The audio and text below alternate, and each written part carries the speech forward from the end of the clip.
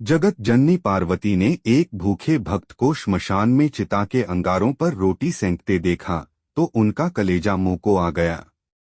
वह दौड़ी दौड़ी ओघड़दानी शंकर के पास गई और कहने लगी, भगवन, मुझे ऐसा लगता है कि आपका कठोर हृदय अपने अनन्य भक्तों की दुर्दशा देखकर भी नहीं पसीजता।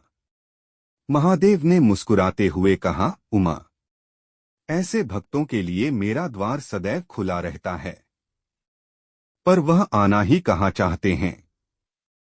यदि कोई वस्तु दी भी जाए तो उसे स्वीकार नहीं करते, कष्ट उठाते रहते हैं।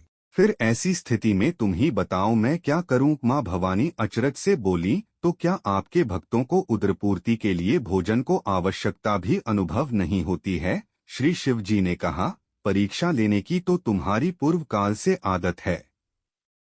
यदि विश्वास न हो तो तुम स्वयं ही जाकर पूछ लो, परंतु परीक्षा में सावधानी रखने की आवश्यकता है।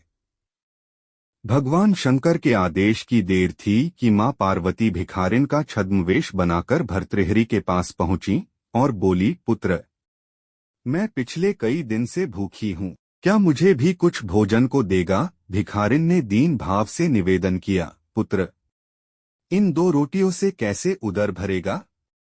मैं अपने परिवार में अकेली नहीं हूँ, एक बूढ़ा पति भी है, उसे भी कई दिन से खाने को नहीं मिला है। भर्तृहरि ने वे दोनों रोटियां भी भिखारिन के हाथ पर रख दी।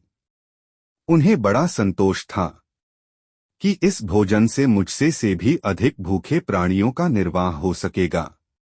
उन्होंने कमंडल उठाकर पानी पिया, संतोष की सांस ली और वहां से उठकर जाने लगे। तभी आवाज सुनाई दी, वत्स, तुम कहाँ जा रहे हो? भर्तृहरि ने पीछे मुड़कर देखा। माता पार्वती दर्शन देने के लिए पधारी हैं। माता बोली, मैं तुम्हारी साधना से बहुत प्रसन्न हूँ, तुम्हें जो वरदान मांगना हो मांगो, मैं अवश्य पूरा करूंगी। प्रणाम करते हुए भर्तृहरि ने कहा, अभी तो अपनी और अपने पति की क्षुधा शांत करने हेतु मुझसे रोटियां मांगकर ले गई थीं। जो स्वयं दूसरों के सम्मुख हाथ फैलाकर अपना उदर भरता है, वह क्या दे सकेगा? ऐसे भिखारी से मैं क्या मांगू? पार्वती जी ने अपना असली स्वरूप दिखाया और कहा, मैं सर्वशक्तिमान हूँ, तुम्हारी परदुहक कातरता से बहुत प्रसन्न हूँ, जो चाहो सो वर मांगो। भर्तृहरि ने श्रद्धा पूर्वक जगदम्बा के चरणों में सिर झुकाया और कहा, माते, यदि आप प्रसन्न हैं तो यह वर दें कि जो कुछ मुझे मिले उसे दीन दुखियों के लिए लगाता रहे और अभावग्रस्त स्थिति में बिना मन को विचलित किए शांत पूर्वक रह सकूं। पार्वती जी एवं स्तु कहकर भगवान शिव के पास लौट गई। त्रिकालदर्शी शंभु यह सब देख रहे थे।